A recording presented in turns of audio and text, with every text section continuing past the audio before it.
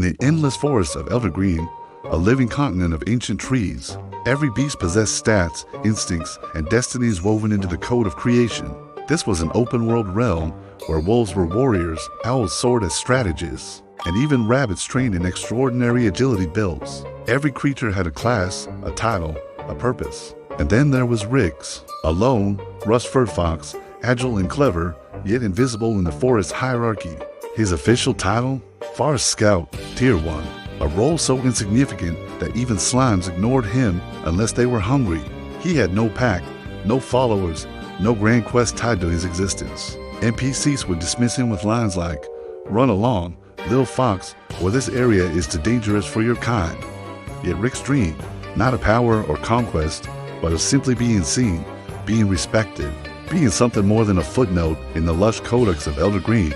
Every dawn, he'd watch the others, wolves patrolling confidently, their fangs glowing with ability buffs, owls circling above, discussing strategies in calm, wise tones, bears lumbering toward caves with armor etched into their very fur. Rix felt like a misprint in the worlds designed fast, nimble, perceptive, yet always overlooked. One evening, as shadows thickened like poured ink, Rix ventured into the Forgotten Grove, a zone sealed behind a mid-tier quest. His HUD flashed a stark warning, area level 30+. Your level 4. You may die instantly. But curiosity tugged harder than fear. He saw it then, a faint, warm glow pulsing beneath collapsed rubble. Soft, rhythmic, like the breathing of a forgotten star. He approached cautiously. Beneath the broken column rested a lamp. It floated an inch above the ground, humming with energy, its metal base shaped like intertwining branches. As he touched it, the world froze. His HUD flashed violently. Mythic artifact acquired, Lamp of Eternus, an ancient relic of the First Age. Amidst pure monolight, unknown effects, the lamp's glow surged outward, engulfing Rix in a halo of gold. His fur shimmered. His eyes caught the light. For the first time, he felt powerful. When he walked back into the forest, everything changed. Bears blinked. Wolves stepped aside. Owls landed silently on branches just to watch him pass. Whispers spread across the forest. Who carries the Lamp of Eternus? A fox, they say. It must be a chosen one. Rix felt something he had never felt before: admiration. Not fear, not annoyance, respect. Even if it was borrowed from the lamp's glow, it warmed a part of him long frozen. Soon, creatures formed a loose procession behind him, curious, reverent, hopeful. Wolves bowed their heads. Squirrels chatted excitedly, calling him the Fox of Light. That night, he slept with an audience, a living wall of devotion. For the first time in his life, he felt important. Days passed, and his fame grew unnaturally fast. Animals sought him for advice, for blessings. The lamp's glow made every word he spoke sound profound. Rix discovered a strange truth. If you glow brightly enough, anyone will believe you're wise. He leaned into it. Light reveals all paths, he'd say. Patience strengthens destiny. The animals nodded as though he were decoding ancient puzzles. Soon, they formed a faction around him. The Radiant Pack. Wolves became his guardians, birds his messengers, rabbits his scouts. Every day, his followers multiplied, bringing him tributes of enchanted fruits and shimmering stones. Rix didn't ask for any of it. They offered it simply to please him. But a conflict grew inside him. The glow they adored wasn't his. The lamp carried the brilliance. He was just holding it. A tiny ache lingered. If I put the lamp down, would anyone still follow me? He never dared to test it. The Radiant Pack followed him deeper into the forest each day, believing him capable of divine guidance. They hung on his every movement, interpreting even his stumbles as mystical signs. Eventually, the pack grew bold. They wanted to explore the borders of Hollowvale, a forbidden region where corrupted spirits roamed and world bosses spawned in shadows. Rix hesitated. His instincts screamed danger, but when he opened his mouth to warn them, they stared at him with such unwavering trust that the words tangled in his throat. So he lifted the lamp instead, letting its dying glow cast a brave halo around him. "We follow the light," he whispered.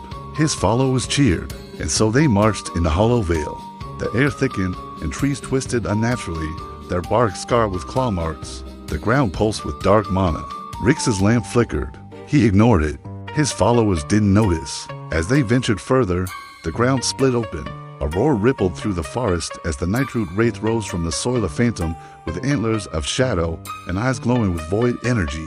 Rix raised the lamp instinctively just as its glow blinked. Once stopped twice, then died. Darkness crashed over the clearing like a living wave. Gas spread through the radiant pack. The lamp dimmed to a cold, useless, metallic gray. Silence fell. Horrifying silence. Rick stared at the dead lamp, and his followers stared at him, their faces drained of trust, their eyes wide with betrayal. Whispers, sharp and cruel, pierced the darkness. "You tricked us. He's no chosen one, just a fox with a lamp. He led us here to die." Rick shook his head, trying to explain, but illusions crumble the moment the light dies. The radiant pack abandoned him, their retreating footsteps echoing like accusations. Alone, trembling, Rick clutched the dead lamp as the Nitro Wraith approached. For the first time, his speed, his only natural gift, saved him. He burst through brambles, dodged clawing shadows, and ran until his lungs burned. He finally collapsed far from the veil and sobbed, not because he lost the lamp or the pack, but because he knew the truth. They followed the glow. Not him, never him. Days turned into nights. Rick wandered aimlessly, carrying the dead lamp like a punishment. The forest gossip system labeled him Rick's the fraud. He retreated to the quiet parts of Eldrawood, hiding among forgotten roots. He tried to relight the lamp, but it was permanently dead, its mana exhausted by illusions and borrowed admiration. One evening, exhausted and hungry, he collapsed beside a glowing flower. It was soft, delicate, yet radiant. Not magical, not powerful, just bioluminescent. It wasn't bright, but it was real, and the honesty of that quiet glow struck something deep inside him. The next morning, he saw a rabbit trembling near a predator's trap. He didn't wait for a lamp or for followers, he simply acted. He tricked the trap, released the rabbit, and guided it home. No glow. No audience, no praise, but the rabbit looked at him with genuine gratitude, and it warmed him more than the lamp's false light ever had. From that day on, Rick helped quietly. He warned others of dangers, guided lost cubs, and stole food from predators to feed the wounded. He used his cunning, not a magical light. It was slow, humble work, but it was real. One day, a young group of animals approached him shyly. "You're Rick's, right?" He lowered his head, expecting insults, but instead, they said, "We heard you saved the squirrel bro from creepers. Could you teach us scouting?" Rick blinked, stunned. "Why me?" "Because," they said softly, "you help without glowing. You help because you care." Rick smiled a small, honest smile. He placed the dead lamp beneath a moss-covered rock and walked forward, leaving the illusions behind forever. Respect earned from an illusion dies with the light, but respect earned from truth never fades. And so, in the deep forest of Eldrawood, a quiet legend grew not of a fox who carried a lamp, but of a fox who finally discovered his own light. Thanks for watching. If you enjoyed this story, don't forget to like and subscribe for more.